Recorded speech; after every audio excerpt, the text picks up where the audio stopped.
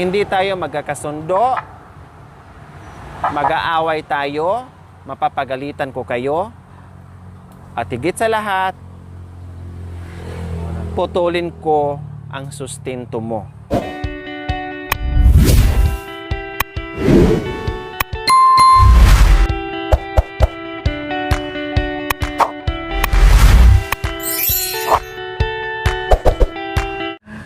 Magandang hapon sa ating lahat mga kabayan. So, ganun talaga. Yan talaga ang papel natin mga kabayan. Hindi talaga pwedeng maging perfect yung mga bagay-bagay sa lahat ng ating mga tinulungan mga kabayan. Ganun pa man ang higit sa lahat ay meron silang maayos na tirahan, okay yung buhay nila, yung mga ibang bagay-bagay mga kabayan na kahit papaano na minsan natuturuan natin sila, no? Hindi man 100% po mga kabayan na nasusunod o nagagawa po nila araw-araw mga kabayan, at least nabawasan at natutunan nila yung mga simpleng bagay o gawain sa loob at labas ng bahay po mga kabayan na natutunan nila. At yung ibang, syempre, gaya ng sinabi ko mga kabayan, yung ating misyon ay hindi lang naman tayo nakafocus doon sa mga bagay-bagay sa loob at labas ng bahay, yung mga pag-uugali nila, yung mga nakasanayan nila, yung kung ano-ano pa. No, nakafocus po tayo kung saan sa pagmamahal, love and compassion, no, yung pakikiramay, pagmamahal, pakikiramay sa mga taong nangangailangan na tulad nila, na nakafocus tayo doon sa pagbibigay ng katuwang sa buhay, katuwang sa paghanap buhay nila, no, katuwang sa paghanap buhay like kalabaw, kulong-kulong or cash assistance mga kabay, na yun ang ginagawa natin ngayon sa mission natin sa ating pamaskong handog na araw-araw nating ginagawa yan. And bukod doon ay syempre samahan na po natin yung tinuturoan natin sila paano paglinis, yung paggamit and everything, lahat-lahat na.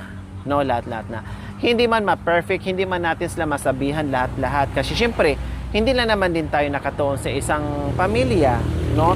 Marami. So, yung mga naturuan natin na bago ang buhay, nasusunod nila, yung iba nakakalimutan, okay lang, normal lang po talaga yung mga kami. Sabi ko nga, nobody's perfect at nandito tayo para nakafocus lamang sa paghatid ng biyaya, ng pagkatulong tayo sa buhay-buhay nila.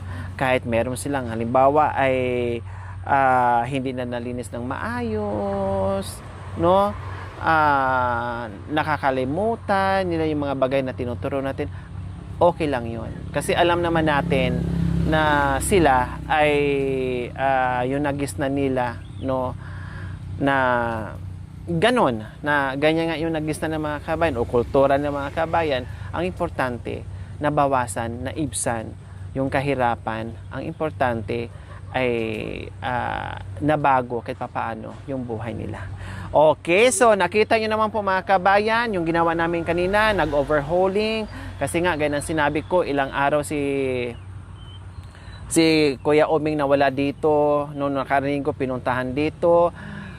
Itong linggo, ilang beses nagbalik. And then, sa wakas, ay natagpuan din po namin mga kabayan. Sa araw na ito mga kabayan, pinuntahan ng alas 5. Pinuntahan ng alas 5 ng maaga.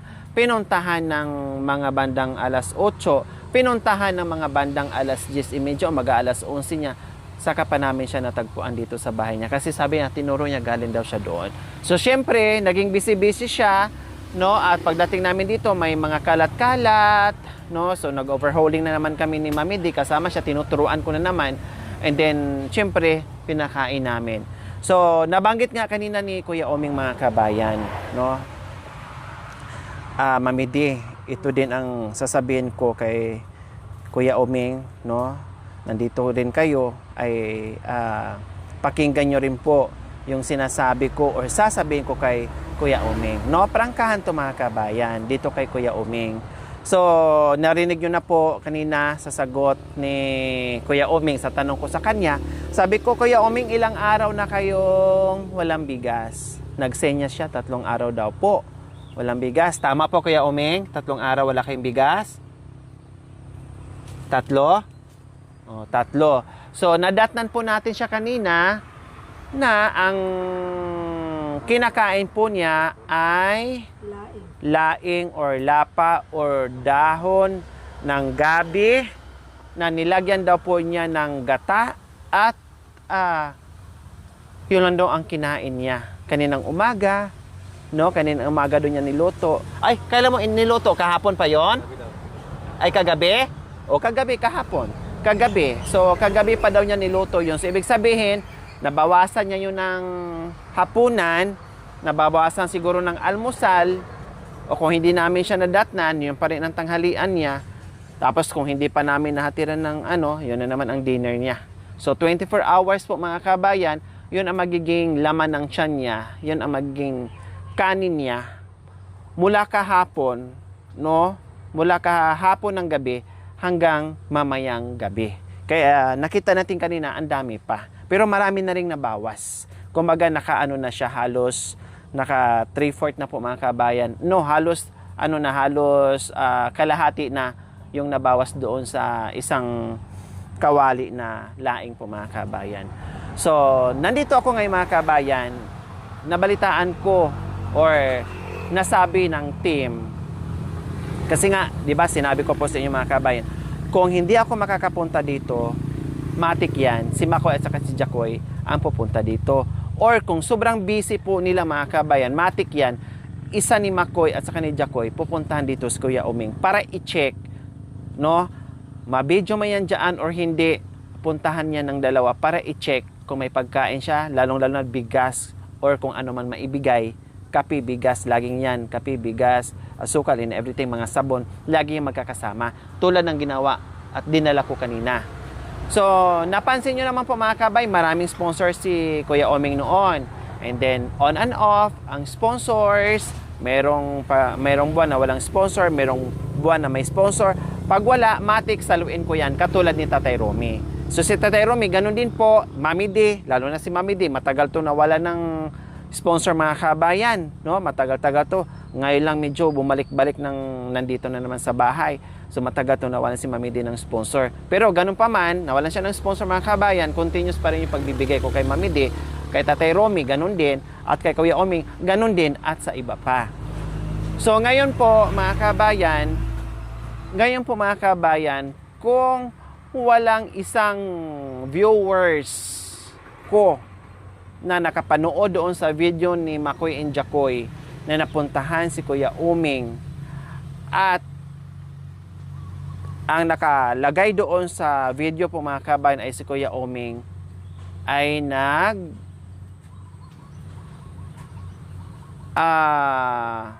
barter, no? Nagbabarter ng bigas, barteran ng sigarilyo. So, hindi sinabi sa akin ng tema na i-vlog ni Makoy yun, i-vlog ni Makoy and Jacoy, no? Hindi sinabi na sa akin na ginagawa ni Kuya Oming ang pagbabarter ng bigas ng sigarilyo ni Kuya Oming. So, kung hindi ako minessage ng isa sa mga viewers natin na nakapanood doon sa video nila ni Makoy and Jacoy, hindi ko malalaman na yung mga ayuda pala natin, no? Siguro mula pa noon, kapag naubusan siya ng UC, ay ang ginagawa niya, kumukuha siya ng bigas, nagdadala siya ng bigas sa mga tinda-tindahan at binabartiran ng sigarilyo.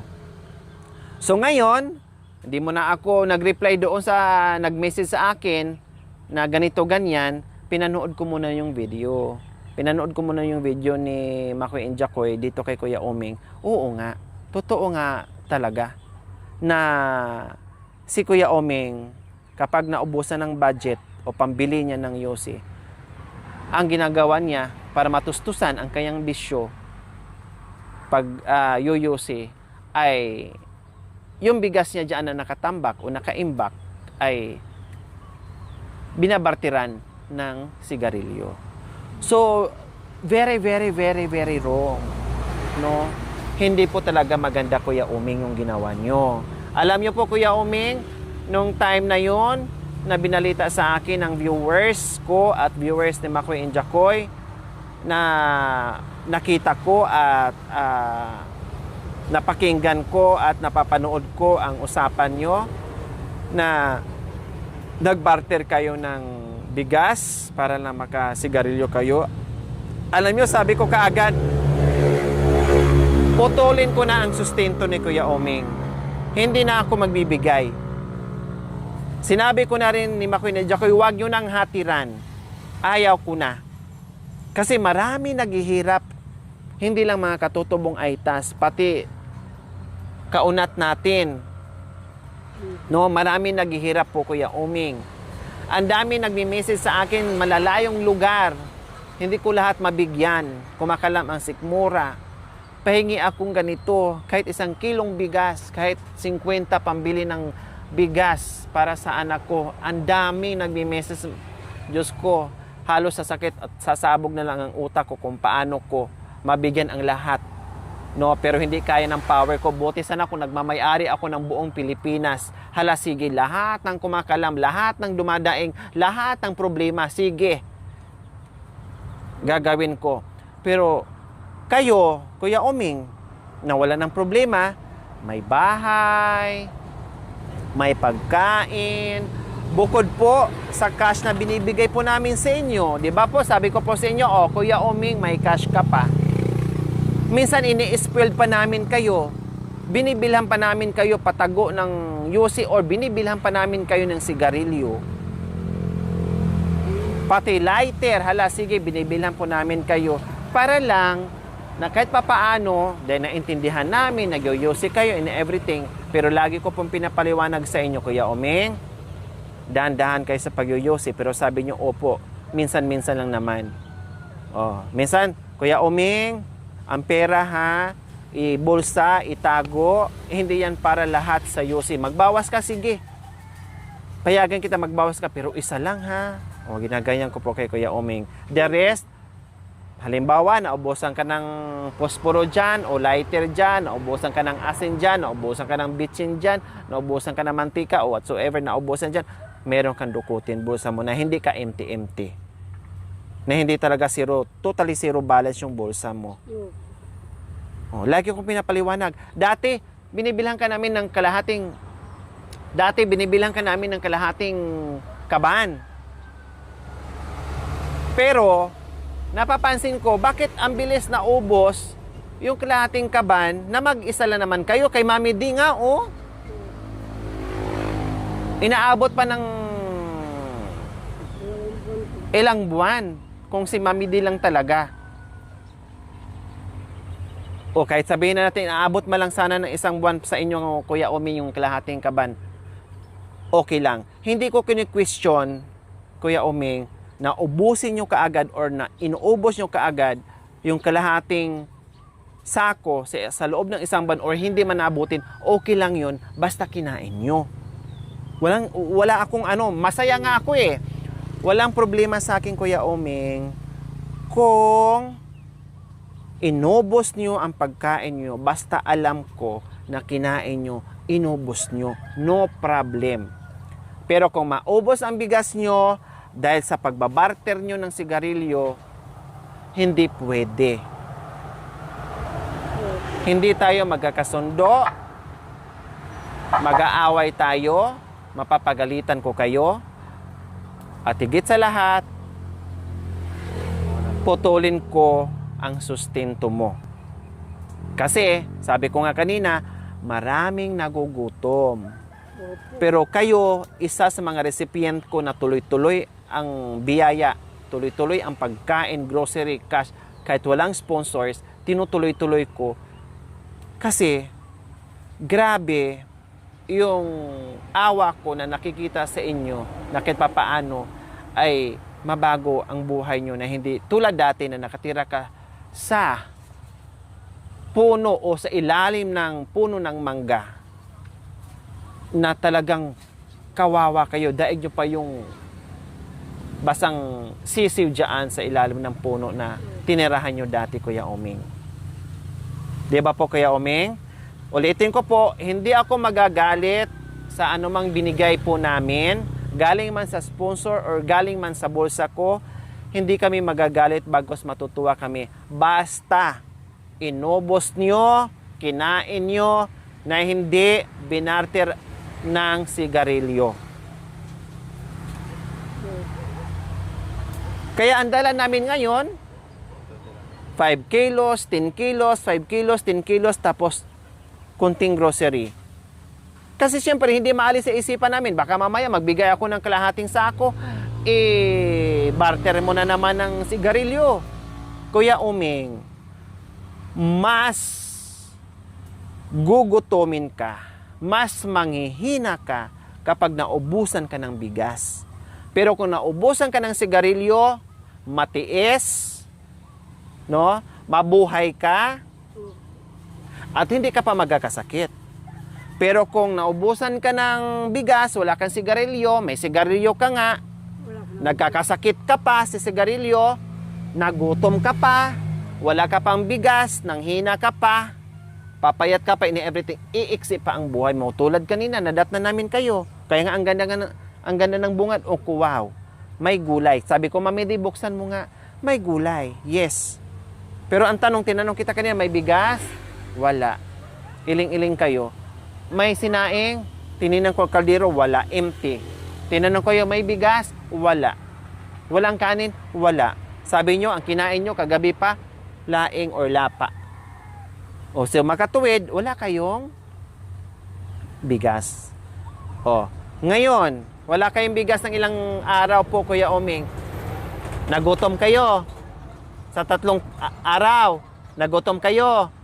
O, nagutom kayo kasi wala kayong maisasaing. Sigarilyo, mayroon kayong sigarilyo. Ha? Wala na rin. O, walang sigarilyo, wala ding bigas. Kasi wala kayong pang barter. Bakit nagawa nyo po, Kuya Oming? Bakit binarter nyo po yung bigas nyo sa sigarilyo? Saan ba mas importante? Bigas, sigarilyo? Bigas. O, bakit binarter nyo? Alam nyo po pala, alam nyo po ang sagot at alam nyo na mas importante pala ang bigas, bakit binarter nyo po ng sigarilyo? Kasi napatunayan namin, bukod sa sinabi nyo at inamin nyo nagbarter kayo ng sigarilyo, pati yung tindahan na kung saan nagbarter kayo, inamin din sa amin at napagsabihan na rin namin na sa susunod, huwag na tanggapin. Please, sa lahat ng mga tindahan, no, dito sa kapitbahay ni Kuya Oming, please, kayo yung mas lubos na nakakaalam at nakikita yung sitwasyon ni Kuya Oming.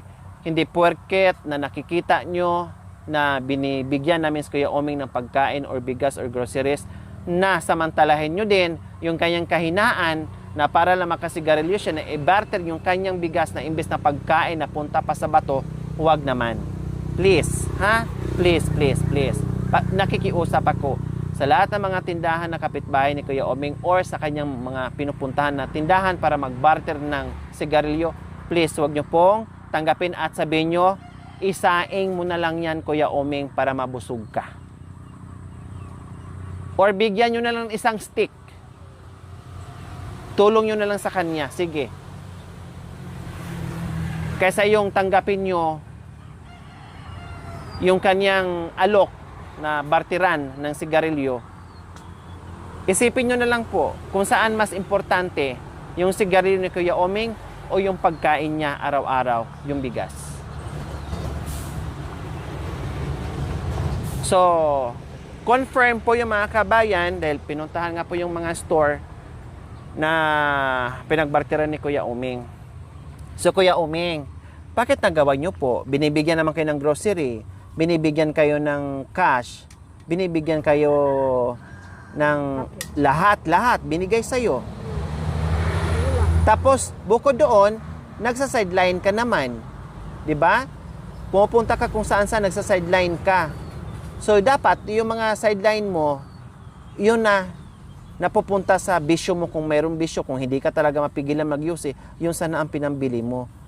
Hindi na yung magbawas ka doon ng bigas pag naubusan ka ng cash para i-barter mo sa sigarilyo. Nung nangyari yun, ginawa mo pa ulit? Ginawa nyo pa ulit? Hindi na. Hindi na naulit yon. Or hindi na ulit dahil wala pang bigas. Baka maulit na naman yan dahil may bigas na naman kayo. 5 kilo lang yan, ha? Oh, 5 kilo lang ang binigay naming bigas. Nagalit na yun yung mga sponsor. Kasi pagbigyan ka namin ng marami, hindi maalis sa isipan namin, baka ulit-ulitin mo na naman. O kawawa naman yung sponsor na nagbibigay. Kawawa naman din ako na nagbibigay. Parehas kami. O kahit nga wala po kayong sponsors, pero nandyan pa rin ako sa'yo. Hindi kita iniwan. Kasi nga, nakita ko yung kalagayan mo na kailangan mo ng tulong. Hindi kita binitawan. Pero kung nakita ko yung kalagayan mo na kaya mo na, hinayaan na kita, pero hindi eh. Kailangan mo ng tulong, kaya tulungan mo rin yung sarili mo. Kami, ako na nagbibigay ng pagkain sa'yo, sinopin mo yon, tapos ikaw naman din, tulungan mo yung sarili mo. May bahay ka na eh. Dati gutom ka. Puro ka gutom. Eh ngayon na may pagkain na, tapos ginugutom mo pa rin yung sarili mo. Tinuturuan mo po yung sarili mo na magutom. Kasi meron ng pagkain, meron ng bigas na may saing para hindi magutom. Pero ikaw mismo gumagawa ka rin ng paraan sa sarili mo na magugutom ka dahil pinagbabarter mo yung bigas mo. O tama po ba yun o hindi?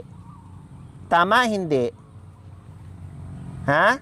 Tama po ba yung ginagawa nyo? Hindi. Ha? Sagot po kay Kuya Omeng, tama po ba yung ginagawa nyo o hindi? Hindi? Oh. Hindi po tama yun, ha? Hindi namin kinikwenta o hinahanap yung mga tulong namin na binibigay. Bagkos, masaya kami kasi nakakatulong. Pero, ang tulong dapat sinisinop at dapat ginagamit sa maayos. Hindi sinasayang o hindi na magbigay lang kami na magbigay ng tulong and then inaabuso nyo and then magugutuman kayo o ano pang purpose namin na tumutulong sa inyo and then kayo wala kayong pakialam doon sa mga tinutulong namin, inaabuso nyo. Uulitin nyo po, Kuya Omeng, yung pagbabarter. Uulitin nyo pa? Ha? Hindi na. Wag na po ha, bibigyan ko po kayo ng chance. Hindi ako mapapagod sa inyo kung ano yung kaya ko. Hindi ako mapapagod sa pagbibigay sa'yo ng suporta. May sponsor man o wala. Ituloy ko yung suporta. Bigyan ko po kayo ng chance sa abot ng aking makakaya. Pero, kung mahuli kita ulit at malalaman ko ulit at meron naman magsabi sa akin na kayo ay yung bigas nyo ay binabarter nyo para lang sa sigarilyo, totaling stop ko na ang ayuda ko. Ha? Okay? Okay. Pag inulit nyo pa na magbarter kayo ng bigas para lang makayusi kayo, ayaw ko nang tumulong sa'yo kahit 1 kilong asin o kahit isang kusing, isang kurot na asin, hindi na ako magbibigay. Magiging madamot ako sa mga taong abusado. Magiging madamot ako sa mga taong hindi marunong suminop ng mga bagay-bagay. Magiging madamot ako sa mga taong hindi marunong magpapahalaga sa mga taong nagbigay din ng halaga sa kanila na walang magandang balik kundi konsumisyon. Mawawala yung awa ko, magiging madamot ako, no? Magiging matigas ang puso ko sa mga taong hindi marunong magpapahalaga sa mga biyayang pinagkaloob sa kanila. Ha, Kuya Omeng, ha? Ngayon, bigyan ko pa kayo ng chance. Okay lang po. Sige, bigyan ko kayo ng chance. Pero wag nyo nang ulitin. Wag nyo nang ulitin na magbarter kayo. Okay? Okay po ba? Naintindihan nyo po? Hindi maganda yung ginawa nyo po, ha? Mas importante ang laman ng tiyan kaysa sa pagsipsip ng usok na ang nabubusog doon ay yung bibig mo lang. Nauusukan lang doon ay yung bibig mo lang, hindi nakakaabot doon sa tiyan mo para magsilbing nabusog ka. Pero pag bigas o kanin ang kakainin mo, kahit walang yosi, mabubuhay ka. Hindi ka manghihina. Hindi ka magkakasakit kasi kumakain ka. Pero yosi, wala. Wala ka makukuha doon. Sasakit ang ulo mo, sasakit ang tiyan mo, sasakit ang sikmura mo, magulo ang isipan mo, hindi ka makapag-isip ng maayos kasi gutom. Hindi aandar ang makina mo, mahina ang makina mo kasi gutom. Ang yosi, ilang minutes lang yan, ilang segundo lang, pudpod na, wala na, ubos na. After ilang minutes, gutom, maramdaman mo na naman. Pag may pera ka, kasi alam ko naman, nagdamo-damo ka dyan sa mga kaibigan, sa mga kakilala mo, sige, ibili mo yon. Pero yung binigay ko sa iyo na pagkain, huwag mong pakialaman yan para lang doon sa bisyo mo. Diyan lang yan sa loob ng bahay mo, kainin mo lang. Okay, Kuya Oming? Ayos? Ayos. Ganun nyo po, ayos. Dahil seryoso ako sa pag-uusap natin. Kapag nalaman ko, ayaw ko na.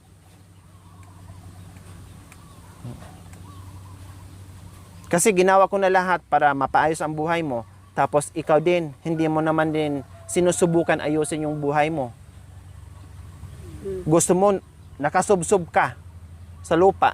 Nakasubsob ka na noon, binangon, tinulungan. O kundi tulungan mo rin yung sarili mo na hindi na masubsob muli. Huwag mo nang balikan yung dating buhay mo kung saan.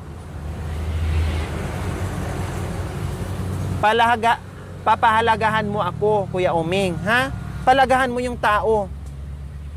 Papahalagahan mo yung taong nagbibigay sa'yo ng buhay, ng liwanag.